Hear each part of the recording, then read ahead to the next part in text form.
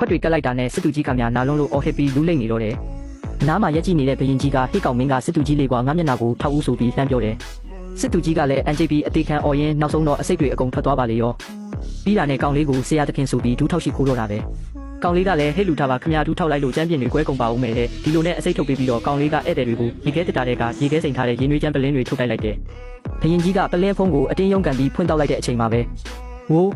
ဒါကနတ်ရည်စင်ပဲဆိုပြီးမျက်လုံးပြူးသွားတယ်။စစ်သူကြီးကလည်းတောက်လိုက်ရောသူ့ကိုယ်ထဲကကြံနေတဲ့အစိတ်တွေပါအကုန်ပြောက်သွားတယ်။သူတို့နှစ်ယောက်ကဆရာသခင်ဒီလိုမျိုးနတ်ရည်စင်တွေနောက်ထပ်ရှိပါသေးလားဆိုပြီးမေးတော့ကောင်လေးကရေခဲတက်တာထဲမှာအများကြီးပဲလေလို့လက်ညှိုးထိုးပြလိုက်တယ်။အဲ့ဒီတော့မှဘရင်ကြီးနဲ့စစ်သူကြီးနှစ်ယောက်ရေခဲတက်တာစီပြေးသွားပြီးတွေ့ရပလင်းတွေအကုန်လူယူကြတော့တာပဲ။ရေချိုးဆက်ပြားရေပလင်းကိုတော့မချမ်းဘူးလေ။အဲ့ဒီအချိန်မှာကောင်လေးကဟိတ်လူလို့အဲ့ဒါတွေကပတ်စံပေးရမှာနော်လို့လှမ်းပြောလိုက်တယ်ဘရင်ကြီးကလည်းသဘောပေါက်ပါတယ်။ကုသပေးတဲ့ကျေးဇူးရောနတ်ရည်စင်အတွက်ပါဆိုပြီးရွှေတုံးတွေအပြည့်ပါတဲ့တစ်တာကြီးတစ်လုံးကိုချပေးလိုက်တယ်။ဒါလည်းမကသေးဘူး။သူတို့မိသားစုရဲ့လှုပ်ဝက်ကျင့်စဉ်တွေစေးဖော်နည်းတွေပါတဲ့ကြောက်စိမ်းရသုံးပြားကိုပါထပ်ပေးလိုက်သေးတယ်။ပြီးတော့ဘရင်ကြီးကနန်းတော်ထဲမှာလည်းခမားစီလာခြင်းတဲ့လူတွေအများကြီးပဲအကုန်ခေါ်လာခဲ့မယ်လို့ပြောသွားသေးတယ်။ကောင်လေးခမားရွှေတုံးတွေကိုကြည့်ပြီးဒါဆိုငါတော့ big customer တွေအများကြီးရပြီးတထေးဖြစ်ပြီးပေါ့ဆိုပြီးပြုံးပြီးနေတော့တာပေါ့။နောက်ဆုံးတော့ကောင်လေးကဘရင်ကြီးပေးသွားတဲ့ကြောက်စိမ်းပြားတွေကစေးဖော်နည်းကိုစမ်းကြည့်ဖို့ဆုံးဖြတ်လိုက်တယ်။သူကတာမန်စေးမြစ်တပင်ကိုယူပြီးသူ့ရဲ့စွမ်းရည်တွေနဲ့ပေါင်းဆက်လိုက်တာအစွမ်းထက်တဲ့စေးထုတ်ကြီးတစ်ခုဖြစ်သွားတယ်။အဲ့ဒီစေးထုတ်ကိုရေပူစမ်းကန်နဲ့ပြစ်ထည့်လိုက်တာနဲ့ရေတွေကရွှေရောင်ပြောင်းသွားပြီးစေးဖက်ဝင်ရေပူစမ်းကြီးဖြစ်သွားပါလေရော။အဲ့ဒီနောက်တော့ကောင်လေးကရေပူစမ်းထဲမှာစိန်ကြစိန်ရင်ဖုန်းလေးတစ်လုံးနဲ့ဗီဒီယိုရိုက်ပြီးကျွန်တော်တို့ဆိုင်မှာစေးဖက်ဝင်ရေပူစမ်းတေးရနေပါပြီလာစိန်ကြပါဆိုပြီးကြော်ညာတော့တာပဲ။နောက်ဆိုင်မှာစေးစိန်ကန်အတေးရပြီးပထမဆုံးအယောက်20ကိုတဝက်ဈေးပဲကောင်လေးကဖုန်းထဲကနေကြော်ညာလိုက်တာနဲ့တင်လူအုပ်ကြီးကသူ့ဆိုင်စီကိုအလူရက်ပြေးလာကြတော့တယ်။တကယ်လဲစွမ်းတာကိုတက်ကြီးရွယ်အိုတွေရေပူစမ်းနဲ့စိန်လိုက်တာနဲ့3နှစ်လောက်ကြိုက်လာတဲ့ပခုံးနာကြီးကချက်ချင်းပျောက်သွားတယ်။လူငယ်တယောက်ဆိုရေထဲမှာစိန်ကြလုံးလို့အိပ်ပျော်သွားပြီးရေနစ်တင်မလို့တောင်ဖြစ်သွားသေးတယ်။ဒီသတင်းကိုလည်းကြားရောမျိုးတွေကနာမည်ကြီးပြန်ဘက်ဆိုင်ရှင်ကဒေါသတွေထွက်ပြီးကောင်လေးဆိုင်ကိုလာရှုပ်ဖို့စီစဉ်တော့တာပဲဒီလိုနဲ့ကောင်လေးရဲ့ဆိုင်ကိုပြီးတက်ကလထိုင်နဲ့အရန်ချမ်းသာတဲ့တွေအထေးကြီးတယောက်ရောက်လာတယ်။ကောင်လေးကအထူးကခန်းထဲမှာဆေးရည်စိန်ခိုင်းလိုက်တယ်။နောက်တစ်စက္ကန့်မှာပဲအန်ဩစရာကောင်းတာကတေနေတဲ့တထေးကြီးရဲ့ခြေထောက်တွေပြန်လှုပ်လာနိုင်တာပဲ။တထေးကြီးကဝမ်းသာလုံးလို့ဒီရေကန်ကိုငါတိတ်တောင်းနဲ့ဝယ်မယ်ကွာလို့ပြောတယ်။ဒါပေမဲ့ကောင်လေးကမလိုပါဘူးဗျာတစ်နှစ်စာကငါတန်တန်လေးဝယ်လိုက်ဆိုပြီး promotion ထပ်ဆင်းပေးလိုက်တယ်။အဲ့ဒီအချိန်မှာပြန်ဘက်တထေးကြီးကကောင်လေးဆိုင်ကိုဘူဒိုဇာကြီးနဲ့ဖြတ်ဖို့အရောက်လာတယ်။ဒါပေမဲ့ကားပေါ်မှာတင်သူ့ဖုန်းထဲကိုသတင်းဆိုးတစ်ခုဝင်လာတယ်။သူ့ဆိုင်မှာဧည့်သည်တယောက်မှမရှိတော့ပဲစပိုမှုတွေတောင်အလုံးလက်မဲ့ဖြစ်နေပြီတဲ့အဆိုးဆုံးကသူ့ရဲ့စီးပွားရေးပါတနာတွေအကုန်လုံးကကောင်လေးဆိုင်မှာရေလာချိုးနေကြတယ်ဆိုတာပဲအဲ့ဒီတော့မှပြန်ဘက်တထေးလဲအမြန်ပြန်လှည့်ပြေးရတော့တာပေါ့ဒီလိုနဲ့ကောင်လေးကဆိုဖာပေါ်မှာစိန်ကြနေတော့ဖုန်းထဲကိုတကားပေါက်ပွင့်သွားပြီးဆိုတဲ့ message တစ်ခုဝင်လာတယ်သူလဲအမြန်ပြေးကြည့်လိုက်တော့လေးဟာနဲ့ပေါက်ကြီးတဲကနေတွေးတန်ရဲရဲနဲ့ဘရင်ကြီးပြုတ်ကျလာပါလေရောဘရင်ကြီးကကဲပါဦးဆရာသခ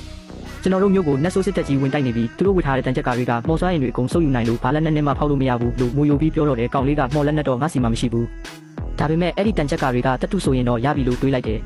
ဒါနဲ့ကောင်လေးနဲ့ဘရင်ကြီးတို့စစ်မြေပြင်ကိုရောက်သွားတယ်ဒါပေမဲ့တကယ်တမ်းကောင်လေးထုတ်လိုက်တာကအစ်စ်မဟုတ်ဘူးပန်းရောင်ခေါင်းလျှော်ရည်ဘူးအကြီးကြီးတွေဖြစ်နေတယ်သူတို့နှစ်ယောက်ကမျိုးရိုးပေါ်ကနေအဲ့ဒီပန်းရောင်အပြည့်ကြီးတွေကိုရန်သူတွေပေါ်လောင်းချလိုက်တော့တယ်နတ်ဆိုးစစ်သားတွေလည်းဘာအနံ့ကြီးလဲဆိုပြီးအနံ့ခံကြည့်နေတော့အောက်ခြေမှာအရန်ချောသွားပြီးလေကားပေါ်ကနေတကောင်ပြီးတကောင်ချောကြကုန်ပါလေရောတကယ်တော့ဘလို့လက်နဲ့မှမတိုးတဲ့နတ်ဆိုးစစ်တပ်ကြီးဟာကောင်လေးရဲ့ဆိုင်သုံးပန်းရောင်ဆက်ပြားရည်တွေကြောင့်အကုန်လုံးချော်တယ်ပြီးပြုတ်ကျကုန်ကြတာပေါ့ပန်းရောင်ဆက်ပြားရည်တွေကြားထဲကနေမျက်လုံးနီနီနဲ့ဝန်ပလွေကြီးတကောင်ဒေါသအကြီးပြေးထွက်လာပြီးဒါပေမဲ့ရန်သူတွေကလွယ်လွယ်နဲ့အရှုံးမပေးပဲအောက်ကနေအတင်းတိုးဝေးပြီးတက်လာကြတော့မယ်အဲ့ဒီအချိန်မှာရန်သူဗိုလ်ချုပ်ကြီးကအတုံးမကျတဲ့ကောင်တွေဖယ်ချဆိုပြီးရှေ့ထွက်လာကမော်တိုင်းကကြီးတစ်ခုကိုထုတ်လိုက်တယ်အဲ့ဒီတိုင်းကစိမ့်ဖက်ဖက်လင်းနေတဲ့အယိုးကောင်းကြီးပြမျိုးရိုးပေါ်ကစစ်သူကြီးခမများကြောက်တူးတုံပြီးဆရာသခင်ဒါကဘာမော်လဲဘာနဲ့တိုက်မတိုးဘူးလို့အော်တော့တာပဲကောင်လေးကအယိုးနဲ့လှုပ်ထားတာလားအေးလေဓာတုဗေဒနီးနဲ့မရရင်ယူပဗေဒနီးနဲ့ရှင်းရမှာပေါ့ဆိုပြီးဆိုင်ထဲပြေးဝင်သွားတယ်သူထုတ်လာတာကဓာတ်တွေလှမ်းတွေမဟုတ်ဘူး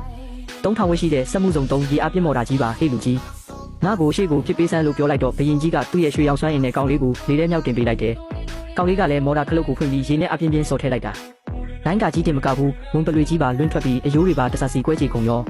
ောစစ်သူကြီးခမများမျက်လုံးကြီးပြူပြီးဟို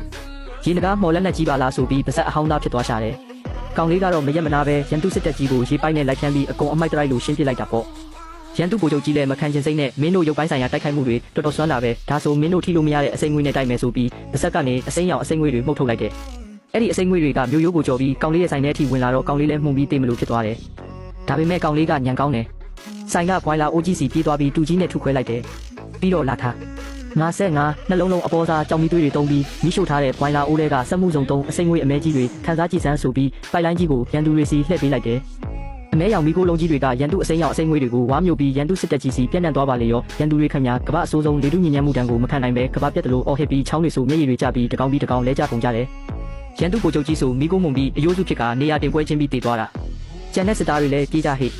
စစ်သူကြီးတော်ဆရာသားခင်းရဲ့လှုပ်ဝက်အစိမ်းငွေကြောင့်တေးပြီးနှာခေါင်းပိတ်ပြီးပြေးကြဆိုပြီးတက်ပြက်ပြီးလှည့်ပြေးကုန်ကြတယ်စစ်ပွဲပြီးတော့ဘရင်ကြီးကကြီးညိုလုံးလို့ဆရာသခင်ခမရခုနကတုံးလိုက်တာရှေးဟောင်းနှဆိုးနေနေရေးမော်စီရင်ကြီးမဟုတ်လားလို့မေးတယ်ကောင်လေးကမျက်နှာသေးလေးနဲ့ဘာမော်လဲပြအဲ့ဒါငါဆိုင်ကပြက်နေတဲ့ဘွိုင်းလာအိုးလေးပတ်ဝန်းကျင်ထိန်းသိမ်းရေးဌာနကတန်ငွေ3ချိန်လောက်ဖမ်းခံထားရတာလို့ပြောလိုက်တော့ဘရင်ကြီးတို့တက်ခွဲကြီးလဲကြောင်အန်းနဲ့ဒူးထောက်ပြီးကျေးဇူးတင်နေပါတော့တယ်